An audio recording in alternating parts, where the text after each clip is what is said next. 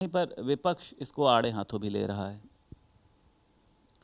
देखिए, जो लोग इसको आड़े हाथों ले रहे हैं उनके अनुयायी भी पूर्व मुख्यमंत्री आदरणीय श्री मुलायम सिंह यादव जी के जीवन से प्रेरणा लेकर के काम करते हैं।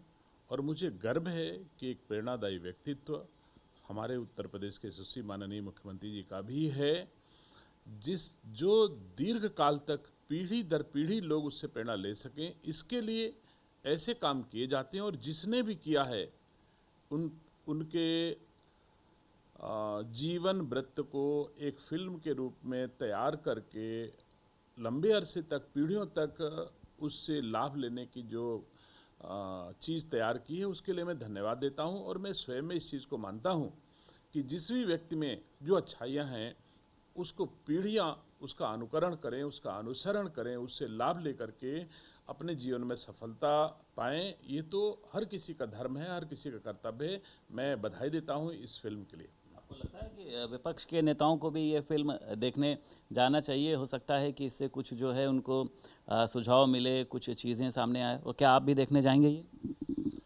मैं तो अपने घर कल देर रात को लौट के आया तो हमारे बच्चे एक्साइटेड थे और कह रहे थे कि पापा मुझे तो ये वाली फिल्म देखने जाना है। हमने कहा हाँ जाना है, आप लोगों को सबको ये पिक्चर देखनी चाहिए, क्योंकि उससे मार्गदर्शन मिलता है बच्चों को, परिवार को, जिनमें आस्था है और जिनमें आस्था नहीं भी है।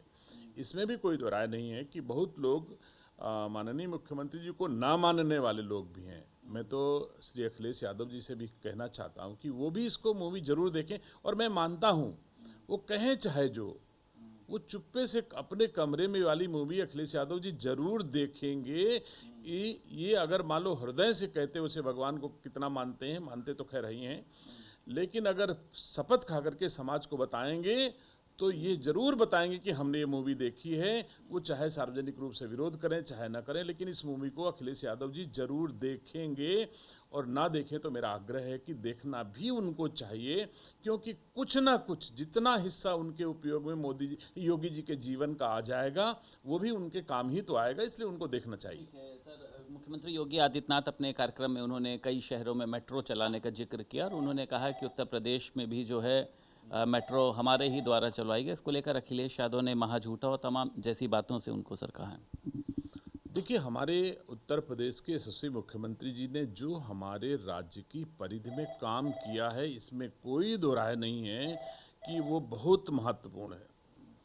ठीक है, तो उत्तर प्रदेश सरकार में मंत्री दिनेश प्रताप सिंह हमारे साथ मौजूद थे। साफ तौर पर उनका कहना यह है कि विपक्ष को भी अखिलेश यादव की इस फिल्म को ज़रूर देखना चाहिए। मंत्री जी हमारे साथ हैं। मंत्री जी ये बताइए, ये नियुक्तियों को लेकर अखिलेश यादव ने बहुत बड़े सवाल खड़े किए हैं। लखीमपुर में एक नियुक्ति, उन्होंने कहा कि पीडीए को छोड़ा जा रहा है, ठाकुरों ब्राह्मणों की नियुक्ति की जा रही है।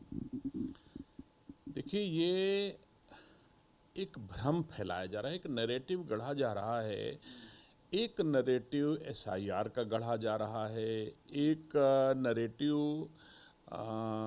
वोट चोरी का गढ़ा जा रहा है, एक नैरेटिव समाज के बीच में डिवीजन पैदा करने के लिए किया जा रहा है। तो ये सारे नैरेटिव सेट तो किए जा रहे हैं, लेकिन सेट होंगे ये तो असंभव ही है।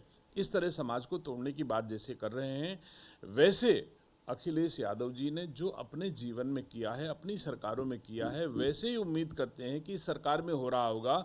लेकिन यहाँ तो सबका साथ सबका विकास के आधार पर ही सरकार चलती है। यहाँ कोई जाति का आधार नहीं है। हो सकता है किसी योग्यता के आधार पर अथवा किसी ऐसे कारणों से कई लोग एक समाज जाति के इकट्ठा हो गए हों, नियुक्ति हो गई हो, लेकिन जाति के आधार पर नियुक्तियां हो रही हैं, ये कहना बिल्कुल निरर्थक है। हमारे इस राज्य में किसी आधार पर नहीं, खुलेआम नियुक्ति पत्र बांटे जा रहे हैं। उनसे पूछे जा रहे हैं कि कभी कोई आपको असुविधा तो नहीं हुई है, आपसे किसी ने कुछ लिया तो नहीं है। लेकिन पहले के कालखंड में रजिस्टर बनते थे मंत्रियों के यहाँ, और उन रजिस्टर पे जिनका नाम लिख जाता था वो भर्ती हो जाते थे, और जिनका रजिस्टर में नाम नहीं चढ़ पाता था उनकी भर्ती नहीं होती थी। ऐसा भी हम लोगों ने कालखंड देखा है कि चाहे अपनी जेवर बेचें, चाहे खेत बेचें, रजिस्टर में नाम लिखाना पड़ता था अगर कोई परीक्षा पास होनी थी, कोई इस तरह की। तो वैसा जीवन, वैसा कालखंड इस समय नहीं है। एक ईमानदार जवाबदेह सरकार इस समय है, जिसको जनता पर भरोसा है और सरकार को जनता पर भरोसा है, जनता को सरकार पर भरोसा है। सवाल से ले लेते हैं, हालांकि इस पे आप बोल चुके हैं। राहुल गांधी ने ये जो कल प्रेस वार्ता करी, मुख्य चुनाव आयुक्त तक तो उन्होंने चोर वोटरों का रक्षक तक बता दिया और उन्होंने कहा कि अभी हाइड्रोजन बम नहीं फूटा। और उन्होंने ये भी कहा है कि चुनाव आयोग को कुछ कहा जाता है तो भाजपा क्यों उनके बचाव में उतर आती है। देखिए, अब राहुल गांधी जी के किसी भी मामले को ना तो जनता गंभीरता से लेती है, जो भी स्टेप उठाते हैं बम बम बम कह करके आते हैं और फुलझड़ी भी लेके नहीं आ पाते हैं और बस फट जाते हैं, कहने को है लेकिन होता हुआ था कुछ नहीं। लास्ट में मजाक उन्हीं का होता है कि साहब राहुल गांधी आए थे, कह रहे थे कि मैं हाइड्रोजन बम दगाने जा रहा हूं और होता कहीं कुछ नहीं। तो कुल मिला के ये मजाक ही है। जिस विधानसभा का वो चैप्टर लेकर के जनता के सामने आए थे, विषय लेकर के आए थे, वह विधानसभा तो कांग्रेस ही जीती है। और कांग्रेस अगर जीती तो क्या वोट चोरी करके जीती है? राहुल गांधी जिस मुंह से वोट चोर कहते हैं, वह मुंह भी वोट चोर कहने लायक अगर बनाया गया है तो इसी सरकार ने बनाया, इसी निर्वाचन आयोग ने बनाया। नहीं तो राहुल गांधी ना सांसद होते, ना एलओपी होते और ना वोट चोर कहने लायक होते। तो यह भी उन्हीं इसी सरकार ने उनको बनाया है, इसी निर्वाचन आयोग ने बनाया। अगर निष्पक्ष चुनाव ना होता तो क्या राहुल गांधी एलओपी हो पाते अथवा सांसद हो पाते? तो मैं समझता हूं ये झूठ में इतनी दम नहीं होती कि वो सत्य का सामना कर लें। आज देश के यशस्वी प्रधानमंत्री जी पर पूरा भरोसा है देशवासियों का और मैं समझता हूं कि उसी निष्ठा के साथ, मेहनत परिश्रम के साथ हमारे देश के यशस्वी प्रधानमंत्री जी और पूरी सरकारें डबल इंजन की देश सेवा और राज्य सेवा में लगी हुई हैं।